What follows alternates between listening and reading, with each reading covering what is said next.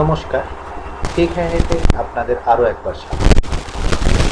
আজকে আমরা যে বিষয়টা নিয়ে আলোচনা করব সেটা হচ্ছে পলিমরফিজম।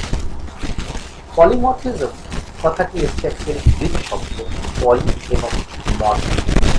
পলি মানে অনেক বা মিনি, ফর্মস, মর্ফস মানে হচ্ছে ফর্মস বা রূপ, অর্থাৎ বিভিন্ন রূপ। একই জিনিস যখন বিভিন্ন রূপে আমাদের কাছে আসে তখন তাকে আমরা পলিমরফিজম বলি। উদাহরণস্বরূপ আমরা বলতে পারি কার্বন। কার্বন হচ্ছে এমন একটা জিনিস যেটা আমাদের কাছে হীরের আকারে আসছে, চিনির আকারে আসছে অথবা কয়লার আকারে আসছে। এটাকে আমরা পলিমরফিজম বলছি। আমরা উৎসের ভিতরেও এইরকম পলিমরফিজম দেখতে পাই। এক্ষেত্রে আমরা দেখতে পাবো আমাদের হয়তো ফাংশন একটা, কিন্তু সে বিভিন্ন রূপে আমাদের কাছে আসছে। যেমন দেখা যাক তার ফাংশনালিটিটা অ্যাকচুয়ালি আলাদা হয়ে যাচ্ছে। এই পলিমরফিজম অ্যাকর্ডিং টু কুপস দু রকমের, একটা হচ্ছে স্ট্যাটিক পলিমরফিজম আর একটা হচ্ছে ডায়নামিক পলিমরফিজম। প্রথমে আমরা স্ট্যাটিক পলিমরফিজম সম্পর্কে আলোচনা করব। স্ট্যাটিক পলিমরফিজম বলতে কি বোঝাচ্ছে? না, স্ট্যাটিক পলিমরফিজম মানে যে ফাংশনটা আমার দুটো একই নামের ফাংশন থাকবে এবং তারা একই ক্লাসের ভেতর কাজ করবে, থাকবে একই ক্লাসের বিহেভিয়ার, কিন্তু অ্যাকর্ডিং টু দেয়ার প্যারামিটার তারা আলাদা আলাদাভাবে ফাংশন করবে। খুব কমন এক্সাম্পল, যদি আমরা এই ব্যাপারটাকে আমরা যদি ভাবি যে রিয়েল লাইফে, সেক্ষেত্রে আমরা দেখতে পারি মানুষ খায়। খাওয়াটা হচ্ছে তার একটা বিহেভিয়ার, সেটা মানুষও খেতে পারে, টাইগারও খেতে পারে। বাট একটা জিনিস মাথায় রাখতে হবে যে মানুষ খায়, কিন্তু এই খাওয়াটা কিন্তু ডিফারেন্ট টাইপস। অর্থাৎ সে যখন কার্বোহাইড্রেট জাতীয় খাবার খাচ্ছে তখন তার ডাইজেস্টিভ সিস্টেম কার্বোহাইড্রেটকে ডাইজেস্ট করার জন্য যা যা করার সেই অনুযায়ী চলছে। আবার সে যখন প্রোটিন খাচ্ছে তার ডাইজেস্টিভ সিস্টেম কিন্তু প্রোটিনকে যেভাবে ডাইজেস্ট করে সেইভাবে চলছে। তাহলে এই যে খাওয়া বিহেভিয়ারটা কিন্তু একই, অথচ তার কার্যকারিতাটা অ্যাকর্ডিং টু তার ইনপুট, অর্থাৎ কার্বোহাইড্রেট হলে একরকম, প্রোটিন হলে আরেক রকম আলাদা হয়ে যাচ্ছে। অর্থাৎ ফাংশন যদি একই ক্লাসের ফাংশন যদি অ্যাকর্ডিং টু তার প্যারামিটার বিহেভ করে তাহলে তাকে আমরা ফাংশন ওভারলোডিং বলছি, এবং এটাই হচ্ছে স্ট্যাটিক পলিমরফিজমের উদাহরণ।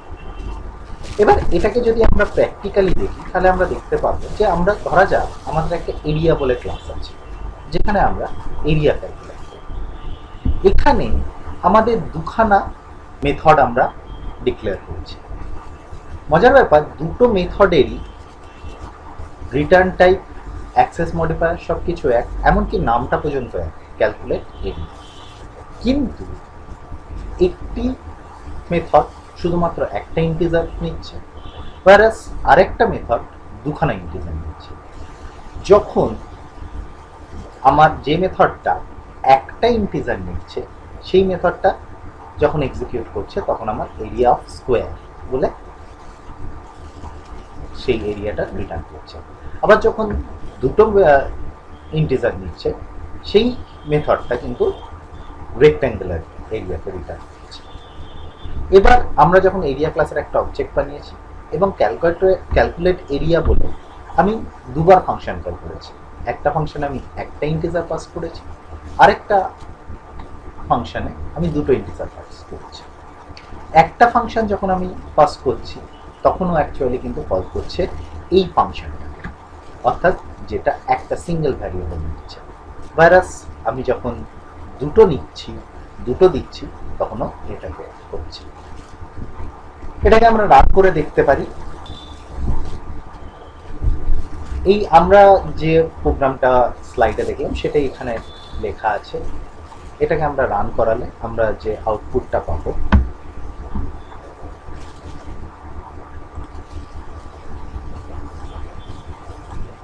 দেখা যাচ্ছে আমরা প্রথমটাতে পাঠিয়েছিলাম, প্রথমটাতে আমরা পাঠিয়েছিলাম 10, অর্থাৎ স্কোয়ার একটা ইন্টিজার, 10 × 10 100 দেখাচ্ছে। প্লাস পরেরটাতে আমরা দুটো পাঠিয়েছিলাম 10 আর 15, সেখানে 10 আর 15 × 150 দেখাচ্ছে। তাহলে এখান থেকে আমরা বলতে পারি যে যখন ফাংশন তার অ্যাকর্ডিং টু প্যারামিটার যখন বিহেভ করছে তখন তাকে আমরা কি বলছি না, তখন তাকে আমরা স্ট্যাটিক পলিমরফিজম বা ফাংশন ওভারলোডিং দিচ্ছি। এবার এক্ষেত্রে আমাদের যেটা ব্যাপার সেটা হচ্ছে এটাকে কেন আমরা static polymorphism, why it is called static polymorphism। অর্থাৎ এখানে আমার তিনখানা জিনিস আছে, একটা হচ্ছে কম্পাইল টাইম পলিমরফিজম, একটা হচ্ছে স্ট্যাটিক পলিমরফিজম, আর একটা হচ্ছে আর্লি বাইন্ডিং। একে আমরা এই স্ট্যাটিক পলিমরফিজমকে মূলত আমরা তিনটে নামেছি। তো এবার আমরা আসি কেন একে আমরা কম্পাইল টাইম বলি। অ্যাকচুয়ালি আমরা যখন কোনো একটা ফাংশন কল করছি, অর্থাৎ আমরা যখন কম্পাইল করছি, সবসময় আমাদের মাথায় রাখতে হবে যে আমাদের কম্পাইলেশনটা কিন্তু দুটো স্টেপে হয়।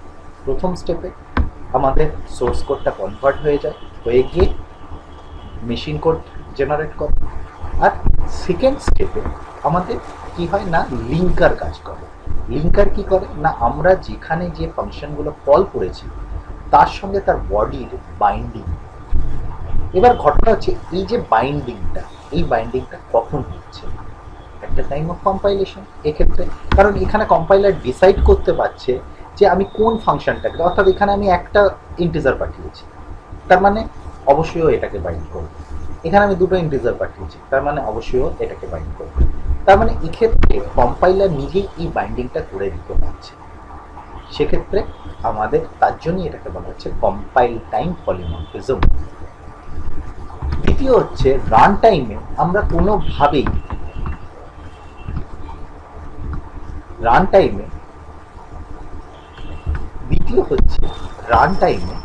আমরা কোনোভাবেই এই বাইন্ডিংটাকে চেঞ্জ করতে পারি। অর্থাৎ ঘটনাটা কীরকম না, আমরা বাইন্ডিংটাকে কোনোভাবে চেঞ্জ করা যাচ্ছে না। দ্যাট মিনস এটা যখন রান টাইমে চলছে তখন কিন্তু এইভাবে, যেহেতু এইগুলোকে আমরা ডেকে রেখেছি, এইভাবেই রাখা হয়েছে, ঠিক এইভাবেই, এই অর্থেইও কখনোই এই জায়গাটা আমি 10-এর জায়গায় দুটো একসঙ্গে রান টাইমে আমি চেঞ্জ করতে পারবো। অর্থাৎ এখানে একবার আমি যখন ডেকে ফেলেছি ডিজাইন টাইমে, তার মানে ওটা যখন চলবে তখন এইভাবেই চলবে। কখনোই এই 10টাকে আমি বলতে পারবো না যে তুমি বোধে আমার রেক্ট্যাঙ্গুলার এরিয়া দেখাও। এই জন্য এটাকে আমরা বলছি static polymorphism. And finally early binding, এই বাইন্ডিংটা কম্পাইল টাইমে হচ্ছে, সো এটা আর্লি বাইন্ডিং। এর পরবর্তীকালে আমরা যখন ডাইনামিক পলিমরফিজম দেখবো সেক্ষেত্রে আমরা দেখতে পাবো সেই বাইন্ডিংটা কিন্তু রান টাইম হয়, সো সেটা তখন লেট বাইন্ডিং হয়। অর্থাৎ কম্পাইল টাইমের পরে আমার রান টাইম হয়, এক্ষেত্রে কম্পাইল টাইমটা রান টাইমের আগে, তাই জন্য আমরা আর্লি বাইন্ডিং হচ্ছে। এর পরবর্তী বিষয় মেথড ওভাররাইডিং। আমরা তো ওভারলোডিং সম্পর্কে আলোচনা করলাম এবং ওভাররাইডিং ব্যাপারটাও কিন্তু আমরা পূর্ববর্তী সেশনে খানিকটা আলোচনা করছি। ওভারলোডিংয়ের ক্ষেত্রে আমরা দেখলাম কি না, মানুষের একটা বৈশিষ্ট্য বা বিহেভিয়ার হচ্ছে খাওয়া, কিন্তু সে খাওয়াটা বিভিন্ন জিনিস অনুযায়ী তার খাওয়ার পদ্ধতিটা আলাদা হচ্ছে। অর্থাৎ সে যখন কার্বোহাইড্রেট খাচ্ছে সে তখন তারটা কার্বোহাইড্রেটের মতো কাজ করছে, সে যখন তোমার প্রোটিন খাচ্ছে তখন তার প্রোটিনের মতো হচ্ছে। এইবার আমরা আসছি ওভাররাইডিং এর সঙ্গে লোডিং এর তফাৎ না। ওভারলোডিং হচ্ছে একই ক্লাস, তার বিহেভিয়ারটা ফাংশনালিটি আলাদা আলাদা। এখানে ঘটনাটা কি না, এখানে একটুখানি অন্যরকম। if function will behave according to class, then it is called overriding. That means অ্যানিমেলের ধরা যাক একটা স্পেসিফিক বিহেভিয়ার হচ্ছে খাওয়া, কিন্তু এই খাওয়াটা আবার অ্যানিমাল টু অ্যানিমাল ভ্যারি করে। যেমন আমরা যদি মানুষের খাওয়া ভাবি আর বাঘের খাওয়া ভাবি, দুটো আলাদা। এই ঘটনাটাকে আমরা ওভাররাইডিং বলছি। অর্থাৎ অ্যানিমালে আমি জাস্ট একটা খাওয়া বলে কথা রেখে এসেছি, এবার সেই খাওয়ার পদ্ধতিটা বা খাওয়ার ফাংশনালিটিটা অ্যাকর্ডিং টু হিউম্যান এক রকমের হচ্ছে, অ্যাকর্ডিং টু টাইগার আরেক রকমের হচ্ছে। এটাকে আমরা বলছি ফাংশন ওভাররাইডিং। এবার এই ফাংশন ওভাররাইডিং এর প্রোগ্রাম কিন্তু আমরা আগেই দেখে এসেছি, আগের পূর্ববর্তী সেশনেই আমরা দেখে এসেছি কিভাবে আমরা ইনহেরিটেন্সের সময় ওভাররাইডিং করি। এবার আমরা যেটা দেখব সেটা হচ্ছে কিভাবে ওভাররাইডিং এর মাধ্যমে আমরা ডাইনামিক পলিমরফিজম করতে পারি। এক্ষেত্রে আমাদের একটা জিনিস মাথায় রাখতে হবে যে প্যারেন্ট ক্লাস পয়েন্টার বা base class pointer can point any of the child class pointer, child class object. অর্থাৎ কীরকম, ধরা যাক আমার একটা প্যারেন্ট ক্লাস আছে যার ভেতরে M1 বলে একটা মেথড আছে। এই প্যারেন্ট ক্লাস থেকে ইনহেরিট হয়েছে চাইল্ড, এবং সেখানে এই M1 ফাংশনটা ওভাররাইড করা হচ্ছে। এইবার আমি প্যারেন্ট ক্লাসের একটা অবজেক্ট বানালাম। অর্থাৎ আমরা আগে, এটা তো আমরা আগেই জানি, আমাদের মেমোরি স্ট্যাক এবং হিপ পোর্শন, যখনই আমরা ডিক্লেয়ার করলাম প্যারেন্ট পি, সাথে সাথে আমার স্ট্যাক পোর্শনে একটা রেফারেন্স ভ্যারিয়েবল পি বলে তৈরি হয়ে গেল প্যারেন্ট ক্লাসে।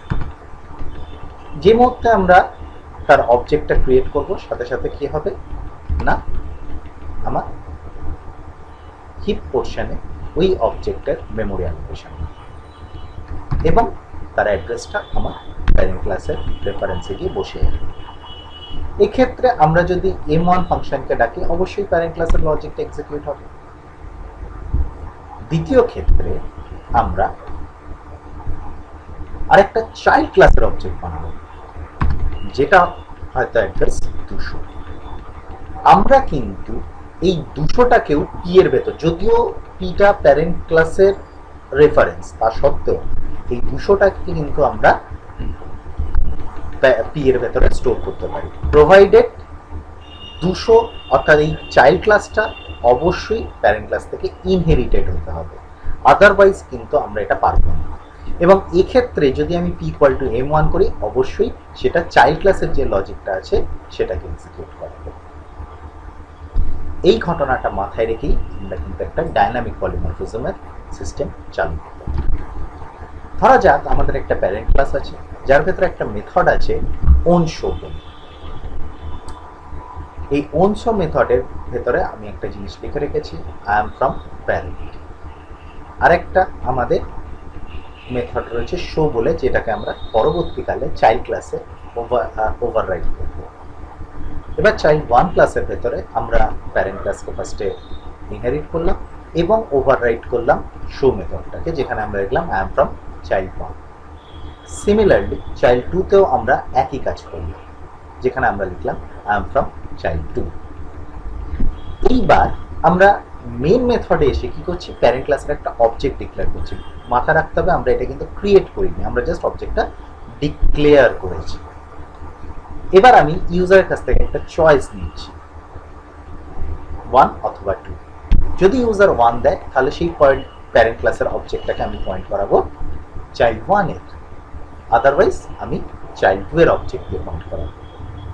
এর ফলে লাস্ট মোমেন্টে আমরা পি ডট ওনশো এবং পি ডট শো এই জায়গাটাতেই কিন্তু পলিমরফিজম হচ্ছে।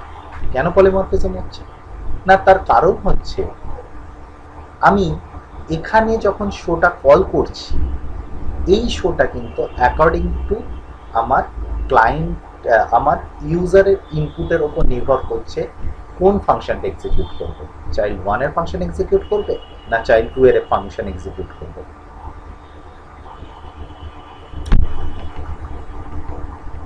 এই জায়গা থেকে কিন্তু আমরা ডায়নামিক পলিমরফিজম পেয়ে যাচ্ছি।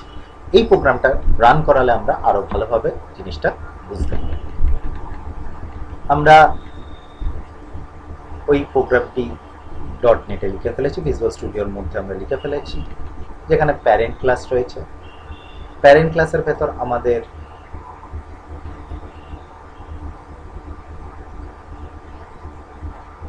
চাইল্ড 1, চাইল্ড 2 এবং প্রোগ্রাম অবজেক্ট, যার ভেতরে আমরা according to choice child 1, child 2 select করছি।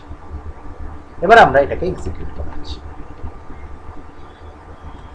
এখানে যথারীতি আমাদের চলে আসছে enter your choice.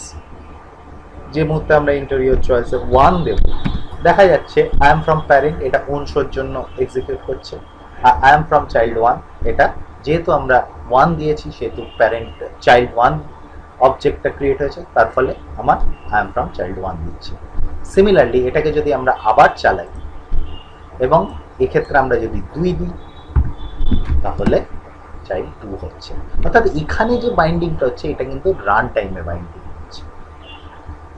According to user choice আমার প্রোগ্রামটা বাইন্ড হচ্ছে, যার জন্যই এটাকে আমরা ডায়নামিক পলিমরফিজম বলছি, যার জন্যই এটাকে আমরা ডায়নামিক পলিমরফিজম বলছি, তার জন্যই এটাকে আমরা